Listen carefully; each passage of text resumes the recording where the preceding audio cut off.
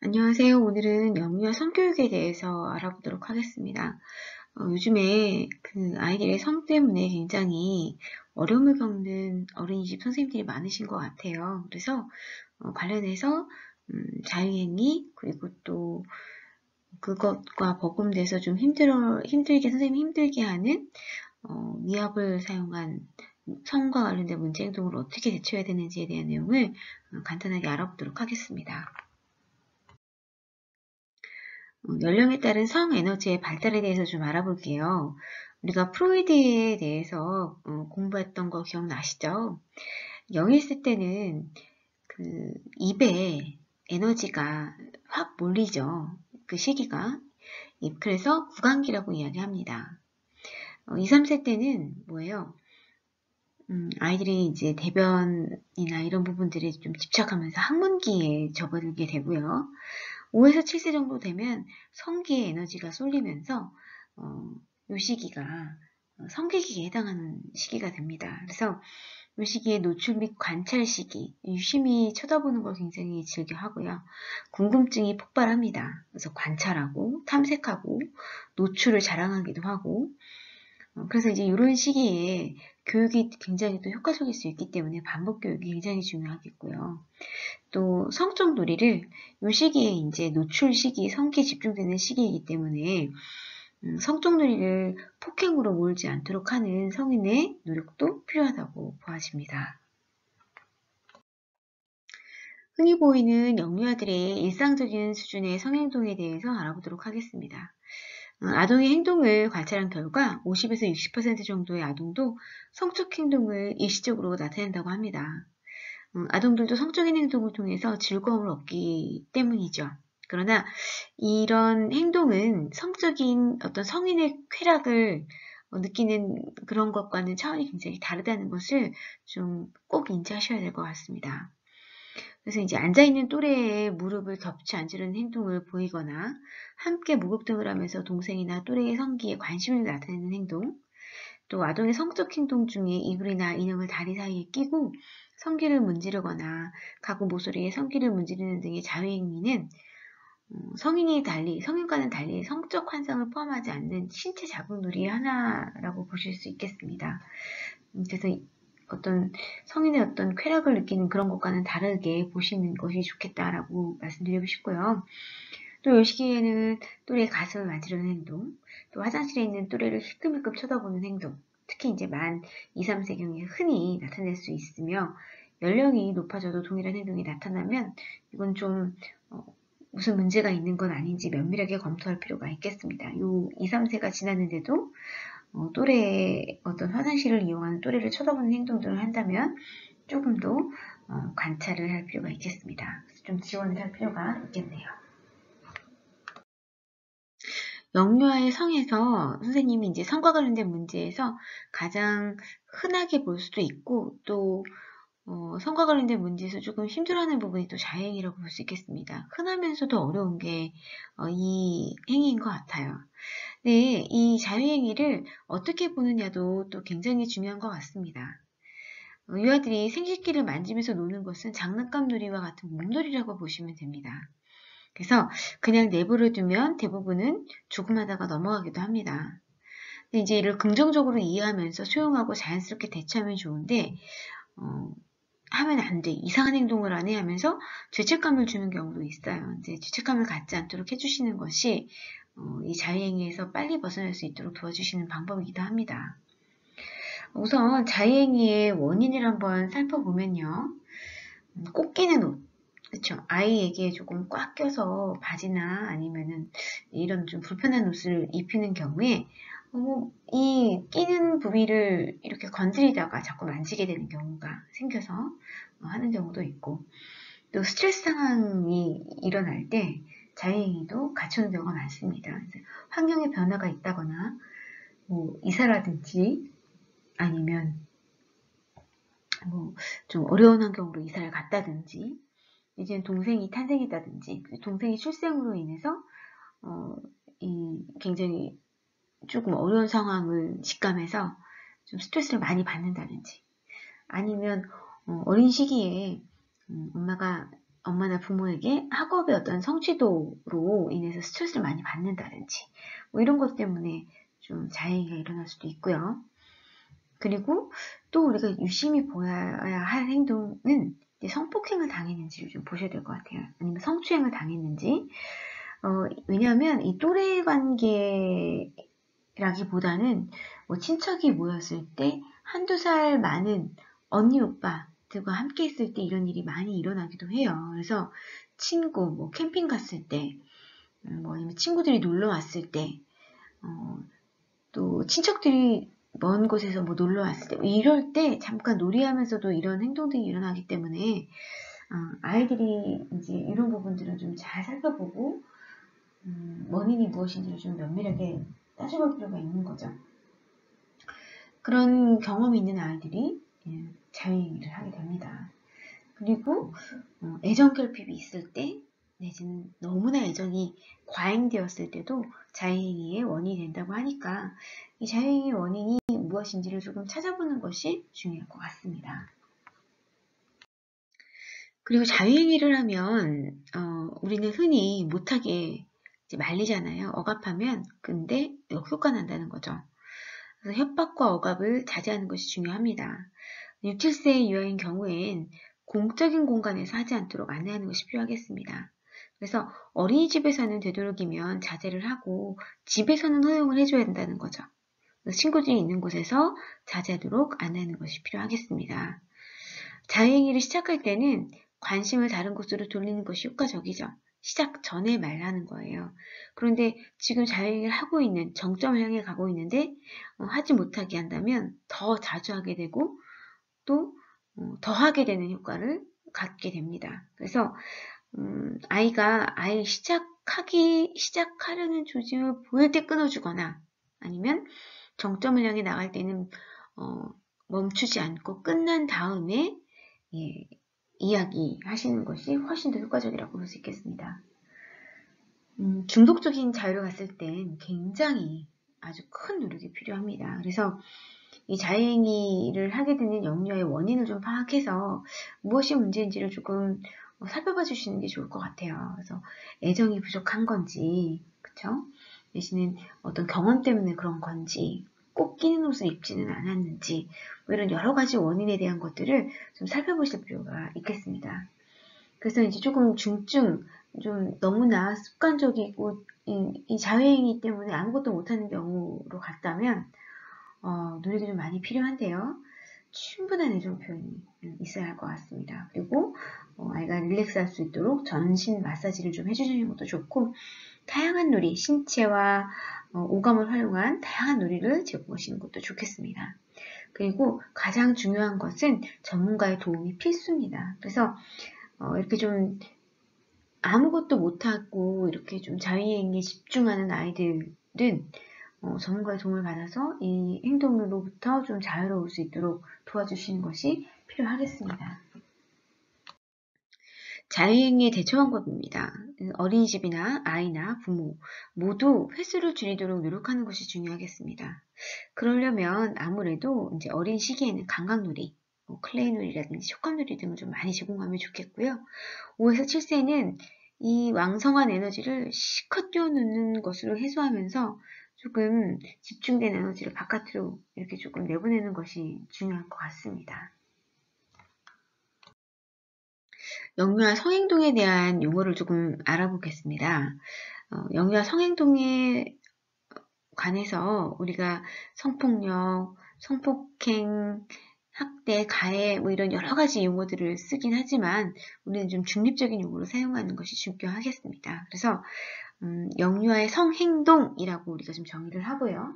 이 영유아 성행동이라는 것은 영유아가 성장 발달하면서 나타나는 성과 관련된 행동을 영유아 성행동이라고 볼 수 있겠습니다. 자, 그러면 영유아 성행동 문제다라고 한다면 영유아가 해당 연령의 자연스러운 발달 특성에서 벗어나서 우려하거나 위험한 수준 혹은 문제가 될 수 있는 성행동 또는 행동에 따른 문제를 우리는 영유아의 성행동 문제라고 볼 수 있겠습니다. 여기 또 피해형 유아가 있네요. 이 피해형 유아는 또래의 성행동 문제로 심리적 혹은 신체적 피해를 입은 영유아를 피해 영유아다라고 우리가 정의 내립니다. 그럼 여기는 행위 영유아가 있는데요. 가해 영유아가 아닙니다. 이 가해 영유아는 낙인 효과가 있어요. 그래서 행위 영유아라고 우리가 명명합니다. 성행동 문제로 또래에게 피해를 입힌 영유아를 행위 영유아다라고 우리는 정의하도록 합니다.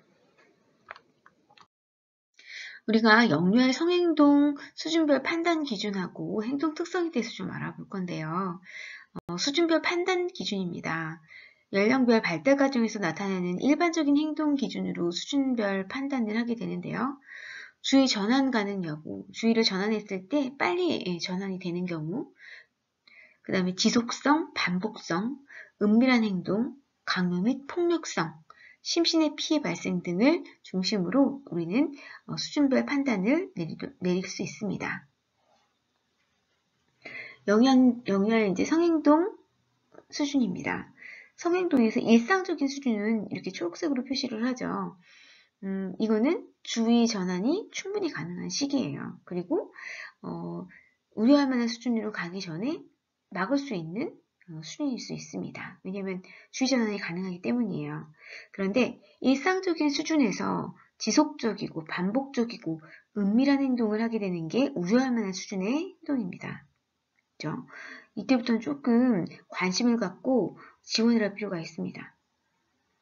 때로는 시정이 안 될 때는 전문가의 도움이 필요할 수도 있겠습니다. 이 우려할 만한 수준의 행동에서 강요와 폭력, 타인의 심신피해가 발생한다면 이거는 위험한 수준의 어떤 성행동 문제라고 볼 수 있겠습니다. 그래서 이 위험한 수준으로 가기 전에 우리가 딱 끊어낼 수 있는 여러 가지 방법들을 사용해 보시는 것이 필요하겠죠. 영유아 성행동 수준별 판단 기준 및 행동 특성입니다.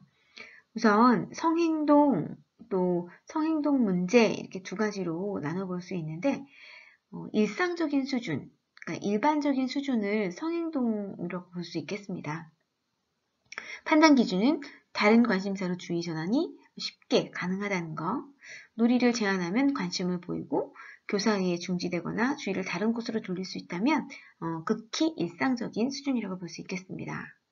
그런데 이제 성행동 문제로 가게 되면서 어때요? 일상적인 수준에서 지속적이고 반복성 있고 은밀한 행동 여부, 은밀한 행동을 하게 되면 요 시기 때 이제 우려할 만한 수준이다라고 볼 수 있겠습니다.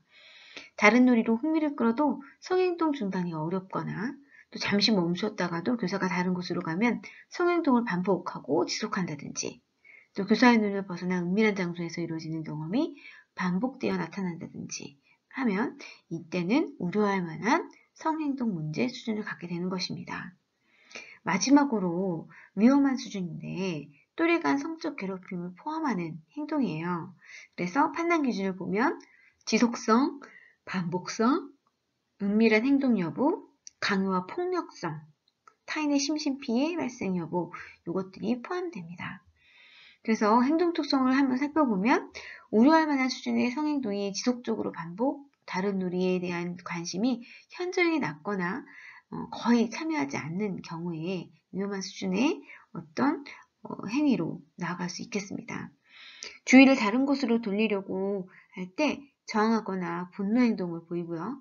또 또래에 대한 강요나 폭력적 성향이 나타나면서 교사의 눈을 피해 은밀한 장소로 또래를 데려가기도 합니다.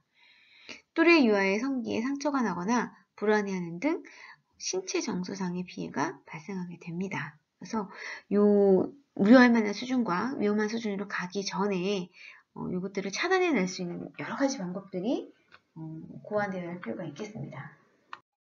영유아 성행동 문제 수준별 관리 대응 절차입니다.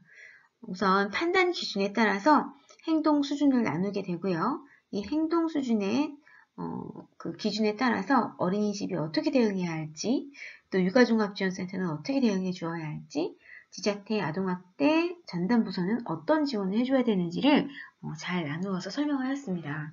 여기 보면 판단 기준은 일상적인 수준은 다른 관심사로 주의 전환이 가능하다고 얘기했잖아요. 이때에는 사실은 일상적인 수준이기 때문에 영유아 성교육 담당자가 지정되어 있고 발달 단계에 맞춰서 교육 지도 관찰하고 또 일상적인 행동에 대해서 부모와 소통하고 교육하고, 또 필요하다면 육아종합지원센터에 자문을 요청할 수 있겠습니다. 이게 이제 어린이집의 대응이죠. 육아종합지원센터는 어린이집 교육을 좀 지원할 필요도 있고요. 또 어린이집 자문 대응 필요하다면 지원하고, 또 자문 지원 과정에서 우려할 만한 또는 위험할 만한 수준으로 판단되는 경우에는 상위 수준에 맞게 대응할 수 있도록 지원하는 그런 역할들을 하게 됩니다. 우려할 만한 수준에는 일상적 수준에다가 반복, 지속, 은밀히 포함됩니다. 자, 그러면 이때 어린이집에서는 우려할 만한 수준을 보이는 아이들이 있을 때 행동을 즉각 중지시키고 상황을 파악하셔야 합니다. 그리고 부모 면담하시고 필요하다면 육아종합지원센터에 자문을 요청하실 수 있습니다. 육아종합지원센터에서는 어린이집 자문을 하고 사례별 대응 지원을 하고, 그 다음에 지원, 자문 과정에서 위험한 수준으로 판단될 경우에는 지자체에 보고하고 사례회의를 요청할 수 있겠습니다. 위험한 수준은요, 우려할 만한 수준의 강요와 폭력, 심신피해가 일어나는 것을 위험한 수준이라고 볼 수 있겠습니다. 성남 사건이 이 위험한 수준의 대표적인 예라고 볼 수 있겠죠. 어린이집 대응에서는 어떻게 하셔야 될까요? 즉각 중지, 그리고 피해 아동과 또 그쵸? 우리 피해 아동이 있다면 좀 이제 원인을 제공하는 우리 친구들도 있을 거 아니에요? 그런 친구들을 즉각 분리시키고 모든 영유아를 보호해야 합니다. 그리고 상황을 파악하시고 부모에게 연락을 해서 피해 아동의 어떤 치료 연계를 지원합니다. 지자체에 보고하고 육아종합지원센터의 사례관리 지원을 요청하실 필요가 있겠습니다. 이때 위험한 수준에서 육아종합지원센터는 서울시, 시도, 그쵸? 서울시, 경기도 이렇게 좀 광역단체의 어떤 사례를 지원하고 요청하는 것이 맞습니다. 여기는 이제 육아종합지원센터인데요.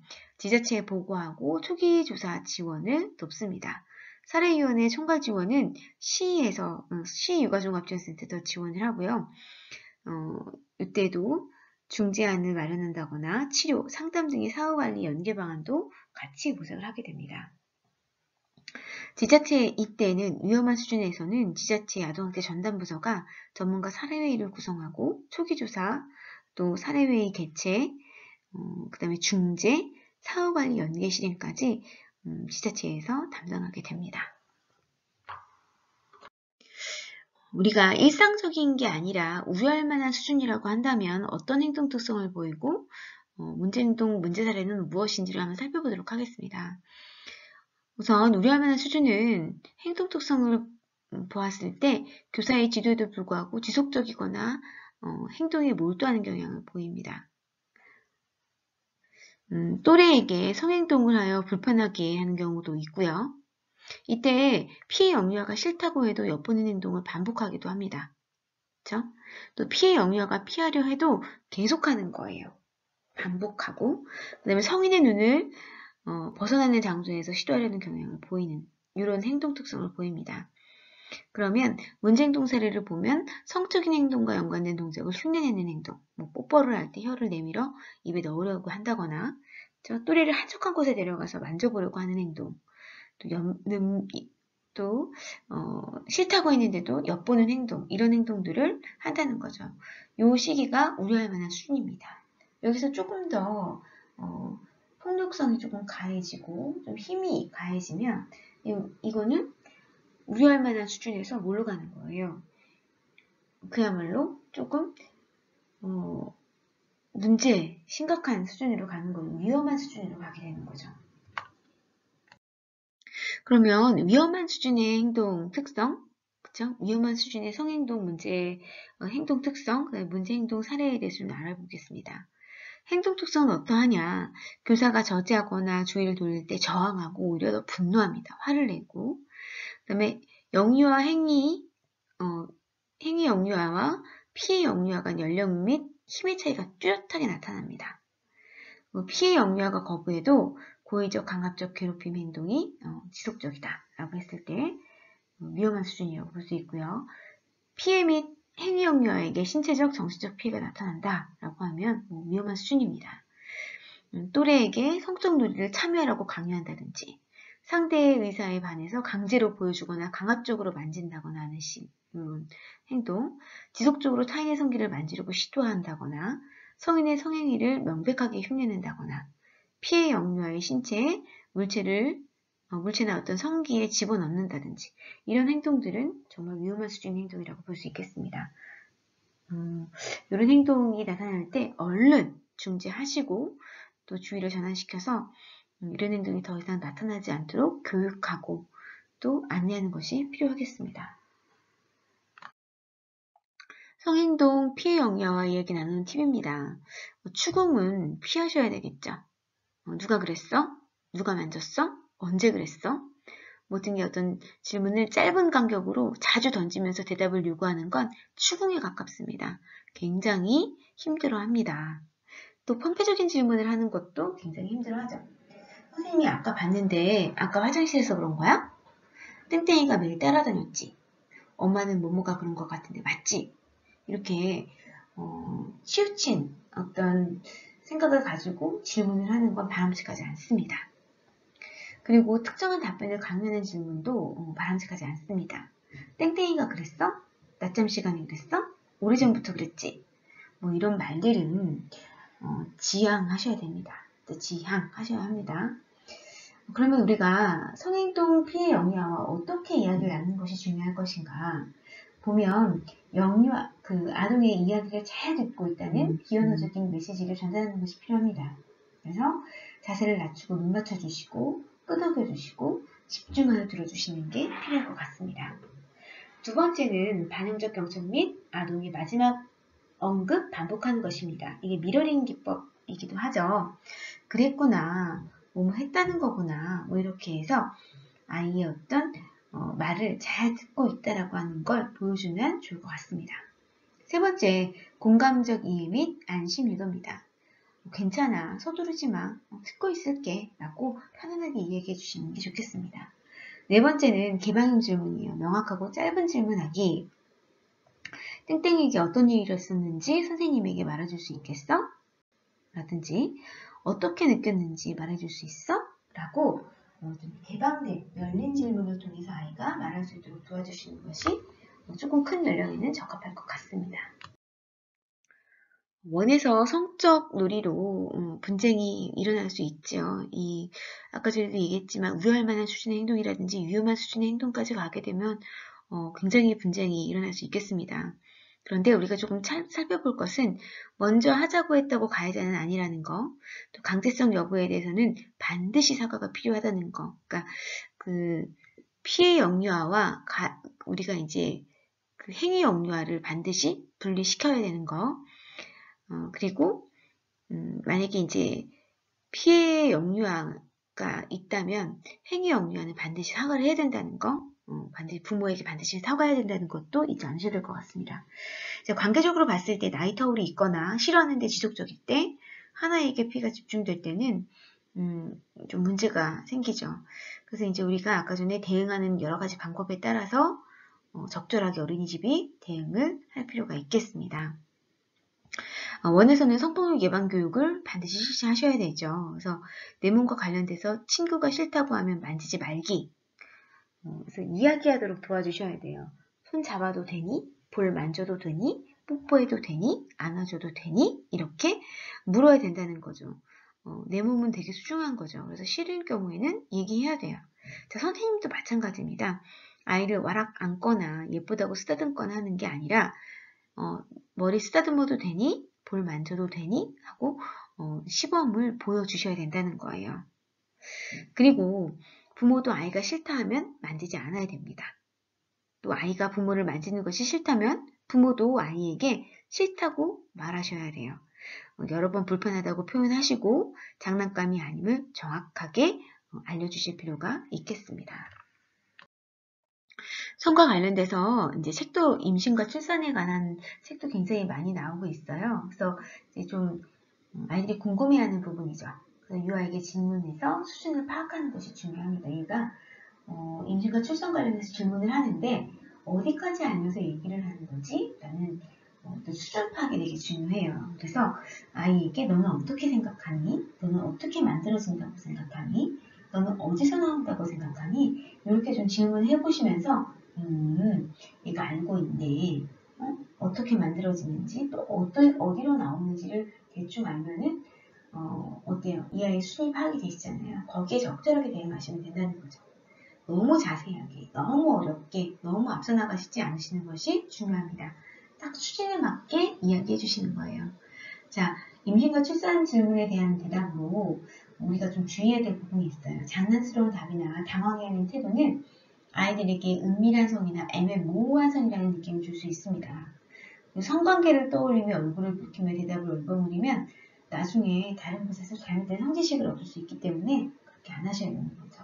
이해할 수 있을 만큼 성의껏 대답해 주시는 것이 중요할 것 같습니다. 임신과 출산 Q&A요. 나는 어떻게 만들어졌어요? 정자와 난자는 어떻게 만나요? 이렇게 질문을 했을 때 그냥 편안하게 대답해 주세요. 그게 궁금했어? 아기는 엄마 아빠가 힘을 합쳐서 만들어. 아빠가 아기씨를 엄마 뱃속에 넣어주면 아기씨가 자라서 아기가 된단다? 뭐 이렇게 좀 편안하게 얘기해 주시면 될 것 같아요. 나는 어디로 나왔어요? 좋은 질문이네. 엄마에게는 아기 낳는 길이 있어. 이 길을 지으라고 하는데 그 길을 따라서 네가 쏙 나왔지? 라고 얘기해 주시면 돼요. 자, 우리 여자의 몸에는 구멍이 3개가 있어요. 그쵸? 소변이 나오는 관, 그쵸? 요도가 있고요. 질이 있고 대변이 나오는 항문이 있어요. 그쵸? 그러니까 이렇게 나오는 길이 다 다르다라는 걸 아이에게 알려줄 필요도 있겠네요. 자, 이 부부관계하는 모습을 아이에게 들켰어요. 자, 이 큰 충격이죠. 아이한테는. 어떡하죠? 이런 경우라면 어때요? 아이가 있을 때 부부관계를 굉장히 조심해야 돼요. 굉장히 개인적이고 프라이빗한 것이기 때문에 두 분이 이 노출된 걸 아이에게 보여줬을 때는 부부가 잘못한 거죠. 그죠? 갓난아이라고 하더라도 말을 못할 뿐이지 지각으로는 다 느끼고 있다고 한답니다. 그래서 이제 아이들은 부부가 이런 관계를 하는 모습을 봤을 때 부부가 싸우고 있다는 것으로 보여줄 수 있어요. 그래서 부부 사이가 좋지 않았다면 단 한 번 보는 것만으로도 아이에겐 트라우마가 될 수 있다고 합니다. 그래서 일단 부모님은 당황하지 말고 아이를 안심시키셔야 되고요. 부부관계하는 모습을 본 아이가 이상하게 생각하고 또 무서워한다면 아이의 무의식의 잔상으로 남아있을 수 있어서 잘 살펴보실 필요가 있겠습니다. 편안한 마음으로 엄마 아빠가 뭐하고 있는 것 같았어? 하고 아이에게 어떤 이미지로 남아있는지 물어봐 주시고요. 아이의 대답과 반응을 살펴주시는 것이 필요하죠. 그래서 아이에게는 엄마 아빠는 사랑하는 부부 사이이고 몸으로 사랑을 표현하는 방법의 하나야 라고 알려주실 필요도 있습니다. 좀 더 큰 아이일 경우에는 아이에게 사과하는 것이 중요하죠. 하지 못할 행동을 했거나 부끄러운 일을 해서가 아니라 성관계는 매우 사적인 행동이고 부부만의 장소에서 했어야 하는데 그렇지 못한 그래서 아이가 보게 된 것에 대해서 사과를 하셔야 한다는 거예요. 그리고 그런 후에는 그 모습을 본 느낌이 어땠는지 아이의 대답을 들어보시고 그 속에 맞춰서 이야기를 좀 풀어나가시는 것이 필요합니다. 부정적이었다면 혹시라도 보게 되었을 음란물 속에서의 성과 엄마 아빠의 성은 다르다는 것을 이야기해 주실 필요가 있습니다. 엄마 아빠는 서로 사랑하고 존중하는 관계 속에서 성관계를 가지고 결과로 이제 우리 아이처럼 소중한 생명을 낳았다고 알려주시는 거죠. 아이에게 부부관계를 들키게 되어서 당황하지 마시고 민망해야겠지만 이미 벌어진 일이에요. 그래서 자책하거나 무마를 하지 말고 이 기회에 성에 대해서 자연스럽게 교육하거나 이야기 나누는 계기로 마련하시면 됩니다. 그리고 다음부터는 꼭 철저하게 보안을 유지하셔야겠습니다. 아이가 엄마 가슴에 집착하는 경우도 있죠. 아이에게 부드러운 엄마 가슴이 졸리거나 불안할 때 편안함을 준다고 해요. 그래서 이제 아이들이 집중을 하고 집착을 하는데 집에서 원할 때 언제든지 만질 수 있는 엄마 가슴을 갑자기 못 만지게 하니 굉장히 힘들죠. 아이는 이런 행동이 나타나지 않게 하려면 어떻게 하면 좋을까요? 평소에 아이가 엄마 가슴을 만지려 할 때 엄마 신체 부위를 허락 없이 만지면 안 된다는 이유를 이야기해 주실 필요가 있겠습니다. 아이에게 엄마 가슴을 만질 땐 엄마 가슴 만져도 돼요? 라고 동의를 구하라고 알려주셔야 합니다. 그렇지 않으면 타인과 신체 접촉 시 지켜야 하는 경계가 흐려져서 아무나 만진다고 또 아무 때나 만진다고 때를 쓰기 때문이죠. 그래서 타인에게도 이런 행동들을 할 수 있도록 물어야 된다는 얘기를 해주셔야 됩니다. 그래서 가정에서 아이가 엄마의 가슴을 만지려고 할 때 땡땡이가 잠들기 전까지는 괜찮아. 혹은 엄마 지금 일을 해야 되기 때문에 안 돼. 라고 정확하게 이유를 이야기해 주시고 안 되는 이유도 함께 설명해 주시는 것이 필요합니다. 동의를 받는 과정이 있어야 아이가 사람이 많은 곳에서 갑자기 엄마 가슴을 만져서 당황한 일이 없죠. 그래서 동의를 구해라 라고 하는 것, 그리고 언제까지 할 수 있는지에 대한 정확한 한계, 이런 것들 좀 명확하게 아이에게 전달될 필요가 있겠습니다.